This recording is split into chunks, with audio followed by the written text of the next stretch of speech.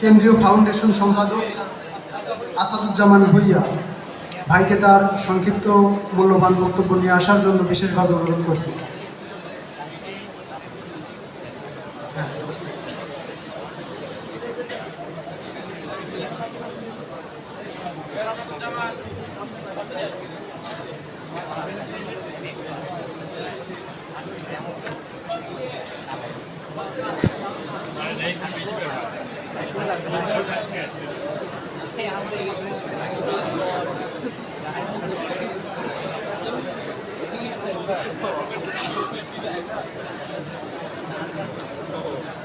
আউযুবিল্লাহি মিনাশ শাইতানির রাজিম। বিসমিল্লাহির রহমানির রহিম। দিন প্রতিষ্ঠার পদ্ধতিতে কাফেলা স্বাধীনতা সার্বভৌমত্বের অতন্ত্র প্রহরী দক্ষিণ এশিয়ার সর্ববৃহৎ ছাত্র সংগঠন বাংলাদেশ ইসলামী ছাত্র শিবির পাবনা শহর শাখার গুরুত্বপূর্ণ একটি ক্যাম্পাস সংগঠন এডওয়ার্ড কলেজের আজকের নবীনবরণ সংবর্ধনা অনুষ্ঠানে উপস্থিত আছেন আজকের প্রোগ্রামের সম্মানিত সভাপতি, উপস্থিত আছেন আজকের প্রোগ্রামের সম্মানিত প্রধান অতিথি, প্রধান বক্তা, বাংলাদেশ ইসলামী ছাত্র শিবিরের সম্মানিত সেক্রেটারি জেনারেল নুর ইসলাম সাদ্দাম ভাই সহ অন্যান্য মেহমানদ্বয়, উপস্থিত আছেন আজকের প্রোগ্রামের সম্মানিত প্রাণপ্রিয় শিক্ষার্থী ভাই এবং বোনেরা, সবাইকে জানাচ্ছি সর্বকালের সর্বশ্রেষ্ঠ সম্ভাষণ আসসালামু আলাইকুম ওয়া রাহমাতুল্লাহি ওয়া বারাকাতুহু। সবাই ভালো আছেন? আশা করছি সবাই ভালো আছেন এবং আনন্দঘন মুহূর্ত আপনারা উপভোগ করছেন। আমরা সংবর্ধনা আসলে সবাই পেতে চাই, আমরা যারা নবীন সবাই আসলে সংবর্ধনাটুকু পেতে চাই। ছাত্র শিবির একটা সংবর্ধনার কনসেপ্ট নিয়ে কাজ করে। আপনারা দেখবেন সূরা জুমারে আল্লাহ রাব্বুল আলামিন বলেছেন ওয়াসিকাল্লাযিনা তাকাউ রাব্বাহুম ইলাল জান্নাতি জুমআ। আল্লাহ রাব্বুল আলামিন কিয়ামতের ময়দানে একটা দলকে সংবর্ধনা দিয়ে জান্নাতে প্রেরণ করবেন। আজকে আমরা যাদের সামনে যাদেরকে নিয়ে আজকে এই সুন্দর নবীনের আয়োজন করেছে, আজকে আমরাও তাদেরকে সেই কনসেপ্টের জায়গা থেকে আপনাদের কাছে বরণ করে নিচ্ছি। একটা সুন্দর ক্যাম্পাসে আপনাকে স্বাগত জানানো হলো যে আগামী 4 বছর এখানে পড়াশোনা করার মধ্য দিয়ে ছাত্র শিবির যে প্রত্যাশা নিয়ে আপনাদেরকে আজকে এই নবীনবরণ সংবর্ধনা দিচ্ছে, ছাত্র শিবির কিছু উদ্দেশ্য রয়েছে, ছাত্র শিবির একটা বিষয় রয়েছে। ছাত্র শিবিরের বিষয় হচ্ছে আমরা সৎ, দক্ষ এবং দেশপ্রেমিক নাগরিক তৈরি করতে চাই। আমরা মানুষকে সৎ বানাতে চাই, সৎ বানার জন্য, সৎ হওয়ার জন্য আহ্বান করি।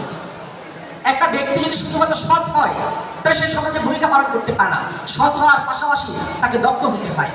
ঠিক একইভাবে একজন ব্যক্তি তিনি বিদেশে পড়াশোনা করে যদি বিদেশে গিয়ে সে তার কর্মজীবন শুরু করে কিংবা বাংলাদেশ থেকে সে স্কলারশিপ পেয়ে বাইরে গিয়ে পড়াশোনা করে সেখানে সেটেল হয়ে যায়, তাহলে সে কখন দেশপ্রেমিক হতে পারে না। বরঞ্চ বাহির থেকে জ্ঞান অর্জন করার মধ্য দিয়ে সে যখন দেশের জন্য দেশে ফিরে এসে দেশের মানুষের জন্য কাজ করবে, সে একমাত্র তখনই কিন্তু দেশপ্রেমিক হতে পারে। তাহলে আমরা 3টা জ্ঞানের সমন্বয় সৎ, দক্ষ এবং দেশপ্রেমিক নাগরিক তৈরি করার মধ্য দিয়ে আমরা একটা সুন্দর সোনালী বাংলাদেশ, এই বাংলাদেশের মানুষকে উপহার দিতে চাই, যার জন্য আজকের এই আয়োজন। আজকে আপনারা যারা এখানে এসেছেন, ইতিমধ্যে আপনাদের জীবনের যে কেরিয়ারের যে একটা বড় বাস্তবতা, অর্থাৎ ইন্টারমিডিয়েটে থাকলে কেরিয়ার নিয়ে অনেক চিন্তা ভাবনা করা যায়, আমি কেউ ডাক্তার হবো, কেউ ইঞ্জিনিয়ার হবো। যেমন বাংলাদেশে সব থেকে জনপ্রিয় পেশা বলা হয় ডাক্তার। আমাকে জিজ্ঞেস করলে যে তুমি বড় হয়ে কী হতে চাও, সবাই হাত তুলে বলে আমি ডাক্তার হতে চাই। তো আপনারা ইতিমধ্যে সেই জায়গাটা পেরিয়ে চলে এসছেন, এখন বিভিন্নজন বিভিন্ন সাবজেক্টে পড়াশোনা করবেন। এই জায়গাটায় আমাদের সব থেকে বড় ভূমিকা রাখার সুযোগ যেটা তৈরি হবে সেটা হচ্ছে আমরা সরকারি চাকরিগুলোতে বিসিএস ক্যাডার হওয়ার মধ্য দিয়ে, ফরেন ক্যাডার হওয়ার মধ্য দিয়ে, আগামী দিনে বাংলাদেশকে নেতৃত্ব দেওয়ার মধ্য দিয়ে আমাদের এই জায়গা থেকে ভূমিকা পালন করার সুযোগ থাকছে। তো শিক্ষার্থী ভাই এবং বোনেরা, ছাত্র শিবির চায় একজন শিক্ষার্থী সে যেন নৈতিকভাবে সর্বোচ্চ মানদণ্ডে গিয়ে সে সমাজে নিজেকে প্রতিষ্ঠা করতে পারে। আমি যদি বিগত বছরের কোন গল্প আপনাদের সাথে শেয়ার করি, আপনারা দেখবেন ঢাকাতে যে মেট্রো রেল যখন আন্দোলনের সময় গত বছরে ক্ষতিগ্রস্ত হয়েছে, মেট্রো রেল ক্ষতিগ্রস্ত হওয়ার কয়েকদিনের মধ্যে তৎকালীন প্রধানমন্ত্রী খুনি শেখ হাসিনা সহ যারা মেট্রো রেলের সাথে সম্পৃক্ত সেই জায়গার ইঞ্জিনিয়াররা এসে তারা সেখানে বাজেট প্রণয়ন করলেন যে যদি এই মেট্রো রেলের যে ধ্বংসযজ্ঞ হয়েছে, যে মেট্রো রেল যে ভাঙচুর হয়েছে, এটা যদি সমাধান করতে হয় 1 বছর সময় প্রয়োজন হবে এবং তারা সেটার জন্য বাজেট নির্ধারণ করে 300 কোটি টাকা।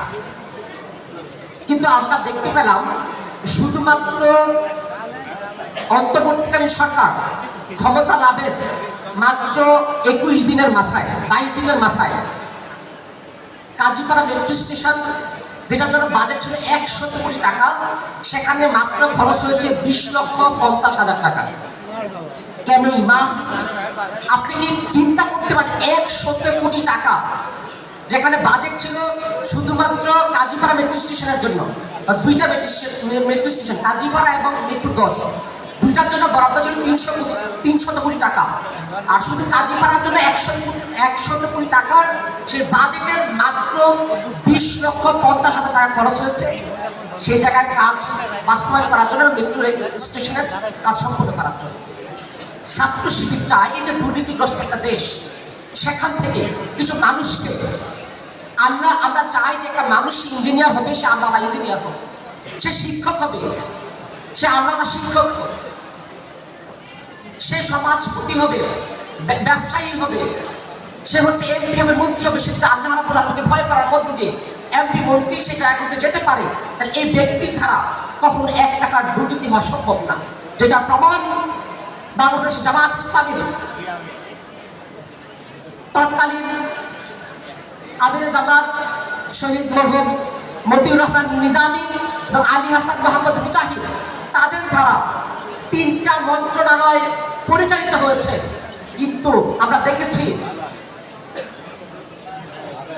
তাদের সেই মন্ত্রণালয় থেকে 1 টাকার দুর্নীতি খুঁজে পাওয়া যায় নাই।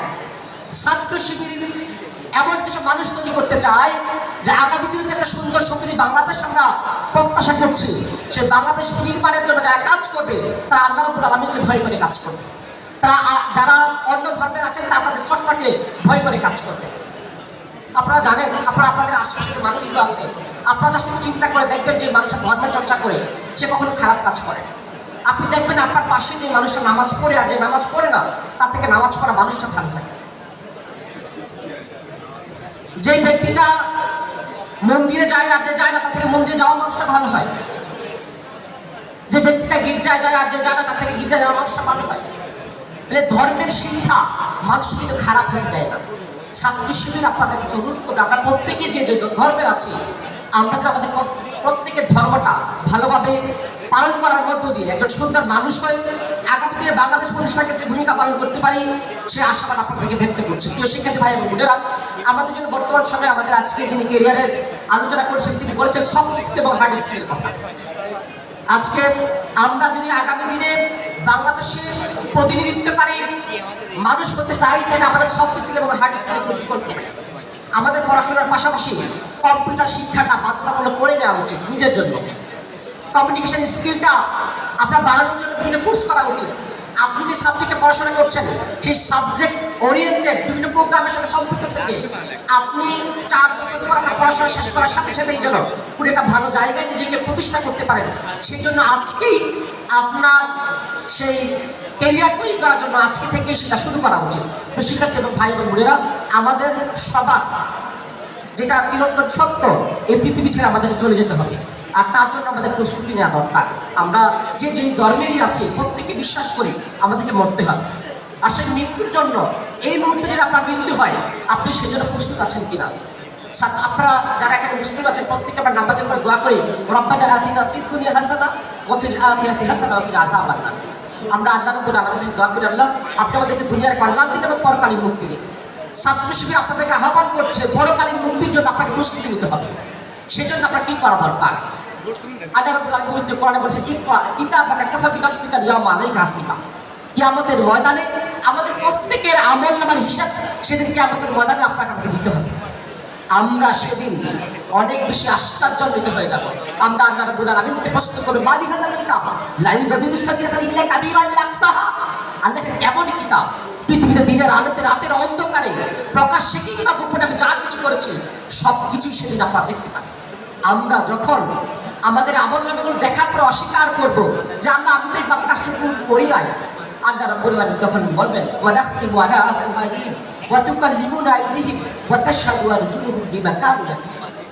আল্লাহ রাব্বুল আলামিন সেদিন আমাদের মুখের জবানটাকে বন্ধ করে দিবেন, আল্লাহ রাব্বুল আলামিন হাতের জবানকে খুলে দিবেন, আমাদের পায়ের জবানকে খুলে দিবেন, আমাদের অন্তরের জবানকে খুলে দিবেন।